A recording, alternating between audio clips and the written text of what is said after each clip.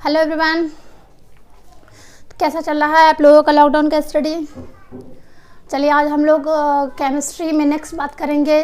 Chemistry में हम लोगों का एक चैप्टर स्टार्ट हो चुका है जो पीरियोडिक टेबल हमने स्टार्ट किया है। आवर्त सारणी, आवर्त सारणी क्या होते हैं इसके बारे में मैंने फर्स्ट वीडियो में पूरा कंप्लीट डिटेल बता दिया। अगर नहीं देखें तो पहले जाकर के वो वीडियो देखिए, क्योंकि बहुत सारे एग्ज़ाम में जैसे आपका CHSL हो गया, NTPC हो गया, RBC हो गया, रेलवे हो गया, ग्रुप डी हो गया या UPSC BPSC कोई भी एग्ज़ाम आप उठा के देख लीजिए, पीरियोडिक टेबल से बहुत सारा क्वेश्चन बनता है। इसमें बहुत सारे क्वेश्चन बनते हैं कि इसकी खोज कैसे हुई, पहले साइंटिस्ट कौन आए हैं, बाद में कौन आए, इसके फादर कौन होते हैं, ये कौन सा एलिमेंट कहाँ पे रखा गया, इन सब के बारे में पूछा जाता है। तो पीरियोडिक टेबल आखिर होता क्या है, तो हम पीरियोडिक टेबल के बारे में एक लाइन में बोले, PT के बारे में क्या बोलते हैं हम, क्या होता है, किसी भी तत्व को एक सीक्वेंस में अरेंज करना ही क्या कहलाता है, पीरियोडिक टेबल कहलाता है। तो पीरियोडिक टेबल में मैंने पहला एफर्ट बता दिया था कि पहला एफर्ट किसने किया था, डॉबे राइनर ने किया था। किसने किया था, डॉबे राइनर ने किया था, डॉबे राइनर जी ने किया था, डॉबे राइनर ने किया था। कब किया गया था, तो ये 1829 में किया था। तो इन्होंने कौन से सिद्धांत दी थी, तो इन्होंने बताया था एटॉमिक मास को इंक्रीजिंग ऑर्डर में बताया था, जो परमाणु द्रव्यमान है उसको बढ़ते क्रम में बताया था। और उन्होंने कौन सा लॉ दिया था, तो ट्रेड लॉ दिया था।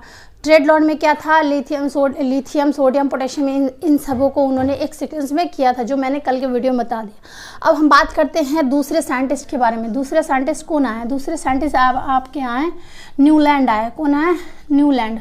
न्यूलैंड बोले तो ये कहाँ के थे, ये ब्रिटेन के थे या ब्रिटेन के थे, ब्रिटेन के साइंटिस्ट थे।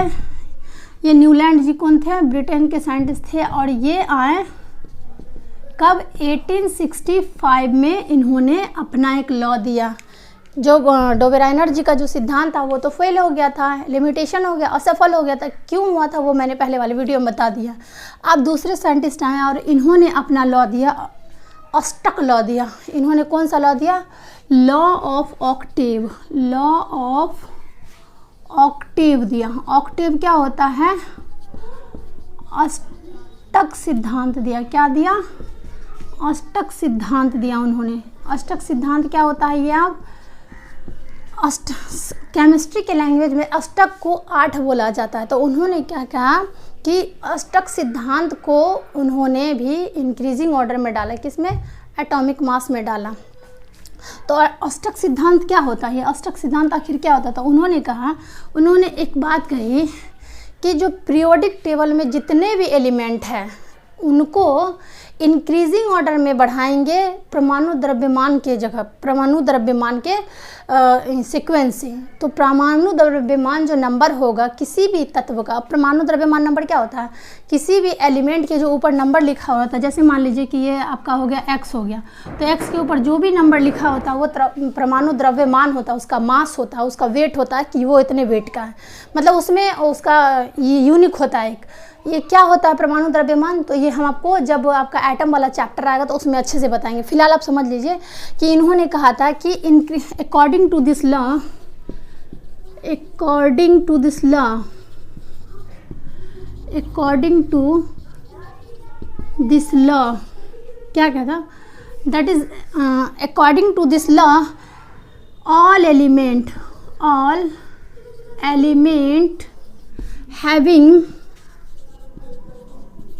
having increasing atomic mass। इसका मतलब क्या होता है कि उन्होंने कहा था कि जितने भी एलिमेंट है उनका परमाणु द्रव्यमान,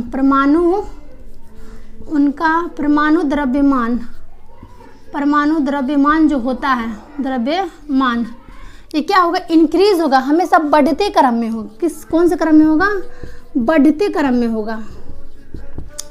मतलब कि कोई भी एलिमेंट होगा अगर आपका, तो मान लीजिए जैसे A हो गया, B हो गया, C होगा, तो इसका परमाणु द्रव्यमान 1 होगा, 2 होगा, 3 होगा, 4 होगा, इस तरीके से क्या होता है, ये बढ़ता चला जाता है। ठीक है, ये बढ़ता चला जाता था, यही उन्होंने कहा।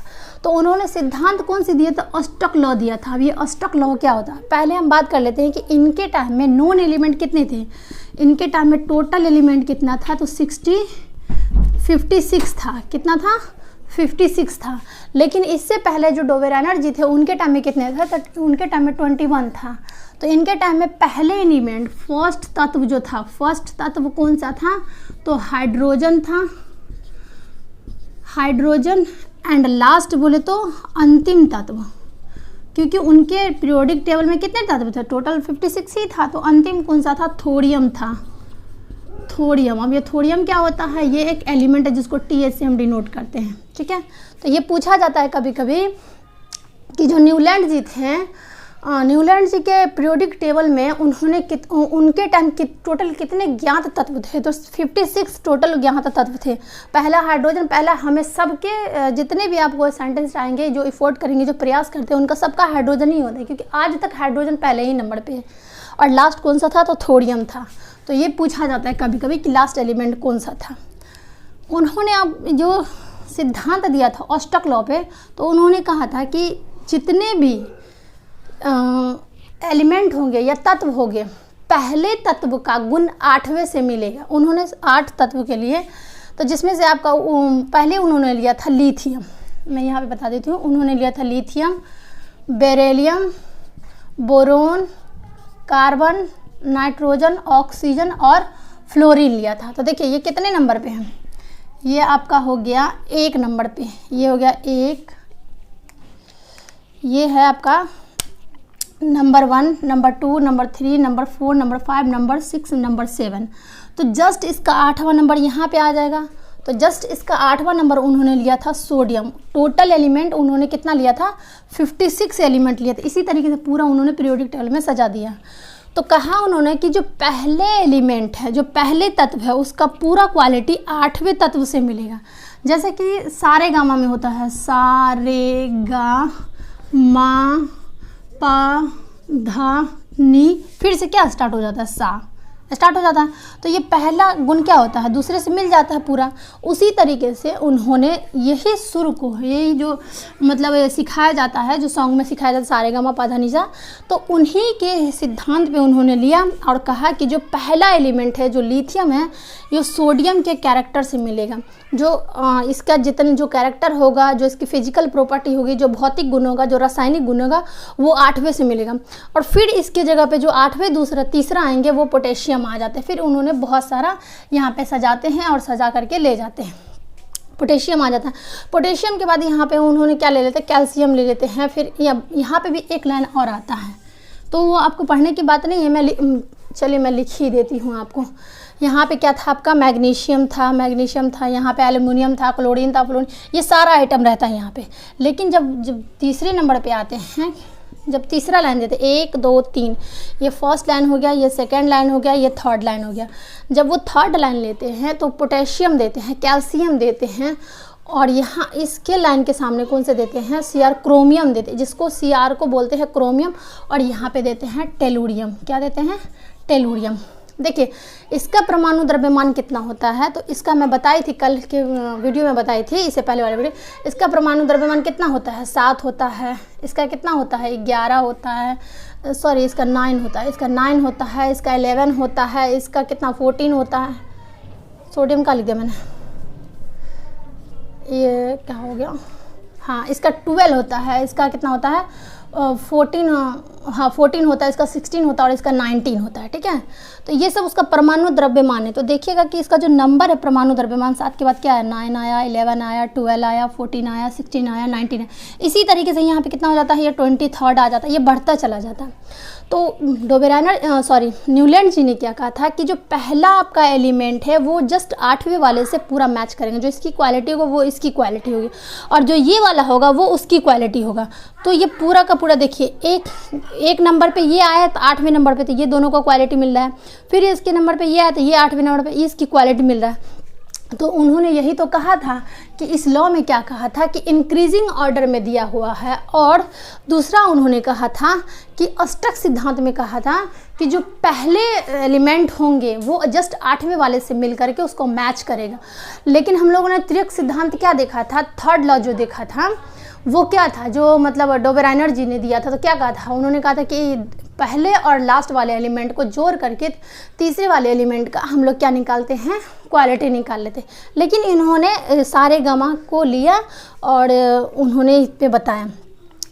ये हो गया, यहाँ तक हो गया उनका, क्या हो गया यहाँ पे सफल हो गया। ये पहला वाला क्या हो गया, सफल हो गया। सफल बोले तो सक्सेस हो गया। फिर दूसरी लाइन पे उनका क्या हो गया, सफल हो गया, ठीक है। लेकिन तीसरी लाइन जो होता है, तो पोटेशियम जो होता है तीसरी लाइन और चौथी लाइन, तो यहाँ देखिए कैल्शियम का 40 होता है और इसका 58 होता है और इसका 48 होता है, ठीक है। इसका एटॉमिक मास है ये। लेकिन उन्होंने क्या कहा था कि that in having increasing atomic mass, उनका लिमिटेशन क्या हो गया, यहाँ पे फेल हो गया। अब कैसे फेल हो गया, देखिए इसका इंक्रीजिंग नंबर क्या हो रहा है, एटॉमिक मास जो होता है द्रव्य परमाणु द्रव्यमान जो होता है ये बढ़ता जा रहा है, 7, 9, 11, 12, 14 ये पूरा बढ़ता चला जा रहा है। लेकिन ये देखिए यहाँ कैल्शियम के बाद क्या होता है, कैल्शियम में देता 14 इसका मास होता है। लेकिन क्रोमियम में क्या होता है 58 होता है और इसका टेलुरियम का 48 होता है। तो यहीं पे क्या हो गया, ये कम हो गया। क्या हो गया, कम हो गया, क्योंकि इंक्रीजिंग ऑर्डर में था, बढ़ते क्रम में था, तो ये बढ़ता जाता है, तभी तो यहाँ 56 तक आता। लेकिन ये 56 तक नहीं पहुँच पाया। ये कैल्शियम के बाद क्या हो गया, ये फेल हो गया, इनका लिमिटेशन हो गया, ये असफल हो गया। क्या हो गया, असफल हो गया। तो आपसे क्वेश्चन में पूछा जाएगा कि जो न्यूलैंड जी हैं उनका जो सिद्धांत था, अच्छा यहाँ पे विजिबल नहीं हो रहा है, ठीक है मैं यहाँ पे लिख देती हूँ। ये क्या हो गया, उन्होंने क्या लिया, सोडियम के बाद कैल्शियम लिया, कैल्शियम के बाद सोडियम के बाद पोटेशियम लिया, पोटेशियम के बाद कैल्शियम लिया, उसके बाद क्रोमियम लिया, Cr लिया, उसके बाद टेलुरियम लिया। तो कैल्शियम का कितना होता है एटॉमिक मास, 40 होता है, इसका 58 होता है और इसका 48 होता है। तो देखिए कि ये जो 40 के बाद कितना 58, ठीक है इंक्रीज कर, लेकिन ये इंक्रीज करने के बजाय यहाँ पे क्या हो गया, कम हो गया। और डोबेरेनर जी के न्यूलैंड जी का कहना क्या था कि इंक्रीजिंग एटॉमिक मास जो होगा, लेकिन 8वें जितने भी एलिमेंट होगा वो पहले के 8वें से तो मिलेंगे, और उसके साथ साथ क्या होगा, ये आपका एटॉमिक मास भी बढ़ेगा, एटॉमिक मास भी परमाणु द्रव्यमान बढ़े। लेकिन यहाँ पे क्या हो गया, कम हो गया, और यहाँ पे क्या हो गया, असफल हो गया, असफल हो गया, मतलब लिमिटेशन हो गया इनका, यहाँ पे लिमिटेशन हो गया, लिमिटेशन हो गया मतलब उनका फेल हो गया। तो आपसे क्वेश्चन में पूछा जाएगा कि न्यूलैंड जी जो हैं उनका जो सिद्धांत जो था, कौन सा सिद्धांत दिया गया या कौन सा लॉ दिया गया, तो ऑस्टक लॉ दिया गया, लॉ ऑफ ऑक्टेव दिया गया। तो इन्होंने कब दिया था, तो 1865 में दिया। उन्होंने किस बेस पे एटम बोले या एलिमेंट बोले या तत्व बोले, उनको किस बेस पे सजाया था, तो इंक्रीजिंग ऑर्डर में सजाया था। उन्होंने किस सिद्धांत पे उन्होंने दिया, तो ऑस्टक में कहा था कि पहले एलिमेंट जो होगा, जो पहला तत्व होगा वो जस्ट 8वें वाले से पूरा मैच करेगा। लेकिन कैल्शियम के बाद वो क्या हो गया, फेल हो गया, लिमिटेशन लग गया। तो इसमें एक क्वेश्चन ये भी पुटअप हो सकता है कि जो न्यूलैंड जी हैं उनका जो सिद्धांत है वो कहाँ पे फेल हो गया, तो वो कैल्शियम के बाद क्या हो गया, यहाँ पे आप लिखेंगे कि कैल्शियम के बाद क्या हो गया, वो फेल हो गया, असफल हो गया, उनका यहाँ से नहीं चल पाया। तो ये था पूरा का पूरा आपका न्यूलैंड के बारे में कि न्यूलैंड जी कैसे आए या अलेक्जेंडर न्यूलैंड कैसे आए, उन्होंने कैसे कैसे सिद्धांत दिए, किन बेसिस पे दिए। तो ये एक क्वेश्चन ये याद रखिएगा कि उन्होंने कौन सा लॉ दिया था, तो अष्टक लॉ दिया था। और उन्होंने अष्टक लॉ में क्या कहा था कि पहले तत्व जो होता है वो 8वें से मैच करेगा। और पहला कौन सा एलिमेंट लिया था, लिथियम लिया था। और लास्ट कौन सा लिया था, तो लास्ट थोरियम लिया था, ठीक है, थोरियम। यहाँ से उनका लिमिटेशन स्टार्ट हो जाता है, फिर आगे चल के और भी ज़्यादा लिमिटेशन होता है, लेकिन यहाँ से क्वेश्चन आपका ज़्यादा पूछा जाता है, ठीक है। ये था पूरा का पूरा आपका न्यूलैंड के बारे में। ये सब नंबर क्या होते हैं, एटॉमिक मास क्या होते हैं, एटॉमिक नंबर क्या होता है, ये सब मैं आपको बताऊंगी जब आपका एटम वाला चैप्टर आएगा। तो फिलहाल समझ लीजिए कि यहाँ पे किस टाइप से किया गया। तो यहाँ पे 3-4 क्वेश्चन किया जाएगा आपसे, जो मैंने क्वेश्चन का बेसिस बता दिया है। आप इसका स्क्रीनशॉट एक बार ले लीजिए, ठीक है। तो ये था पूरा का पूरा आपका न्यूलैंड जी के बारे में। ये आपका सेकेंड एफर्ट था, दूसरी प्रयास था, दूसरे साइंटिस्ट द्वारा पीरियोडिक टेबल बनाने का प्रयास किया गया, लेकिन ये भी क्या हो गया, असफल हो गए। फिर आएंगे तीसरे साइंटिस्ट आएंगे जिसका नाम था, क्या नाम होता है, मेंडलीफ नाम है। उन्होंने भी बहुत सारा प्रयास किया और मेंडलीफ जी को फादर ऑफ पीरियोडिक कहा जाता है। क्यों कहा जाता है मैं आपको नेक्स्ट वीडियो में बता दूंगी। जब तक के लिए मेरे वीडियो देखते रहिए आप।